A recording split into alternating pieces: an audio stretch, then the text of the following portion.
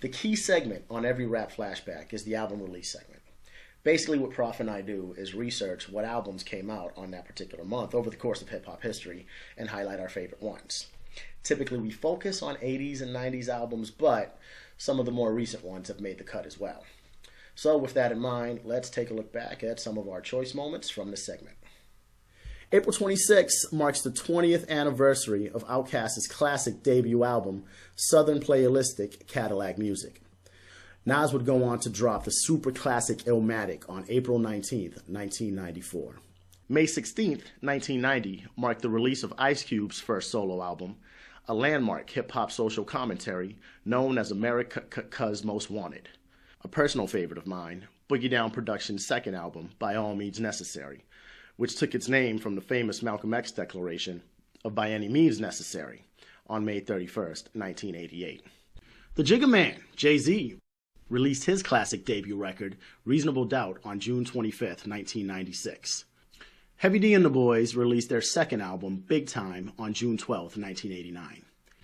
July 25th, 1989, marks the second album release from the Beastie Boys, Paul's Boutique. Known for the extensive sound experimentation from the producer duo The Dust Brothers, the album would be a landmark in the evolution of the way we think about sampling, both legally and artistically.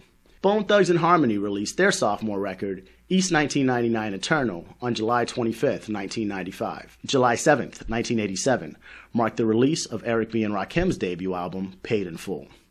Smooth, funky, and melodic, Paid in Full is a true staple of the golden age of hip-hop. Only built for Cuban links, Raekwon's first solo album was released on August 1st, 1995. The legendary gangsta rap pioneers, NWA, released their debut album, Straight Outta Compton, on August 8th, 1988. That's right, y'all, 8888 was the date we officially witnessed the strength of street knowledge. The legendary Marley Marl dropped Control, Volume 1, on September 1st, in that magical year for hip-hop, 1988. A Tribe Called Quest dropped their classic, Low End Theory, one of the first albums to fuse hip-hop with that laid-back jazzy feel, on September 24th, 1991. Naughty by Nature dropped their self-titled debut on September 3rd, 1991. Wu-Tang's Ghostface Killah released his solo debut, Iron Man, on October 29th, 1996. Common, known at the time as Common Sense, dropped his debut album, Can I Borrow a Dollar, on October 6, 1992. One of Professor's favorite MCs, Mos Def, now known as Yasin Bey, released Black on Both Sides on October 12, 1999. A 17-year-old LL Cool J released his first album, Radio, on November 18, 1985. Method Man and GZA released solo albums, Tikal and Liquid Swords, on November 15, 1994, and November 7, 1995, respectively. Snoop Doggy Dogg released his classic debut record, Doggy Style, on November 23, 1993. His follow-up, The Dogfather, on November 12, 1996.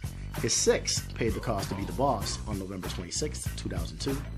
And his seventh and eighth releases, Rhythm and Gangsta, on November 16, 2004, and Blue Carpet Treatment on November 21, 2006. Instead of Snoop lying, can we just call this cat Mr. November? December 8th, 1986 was the day Salt-N-Pepa's debut album, Hot, Cool, and Vicious, was released.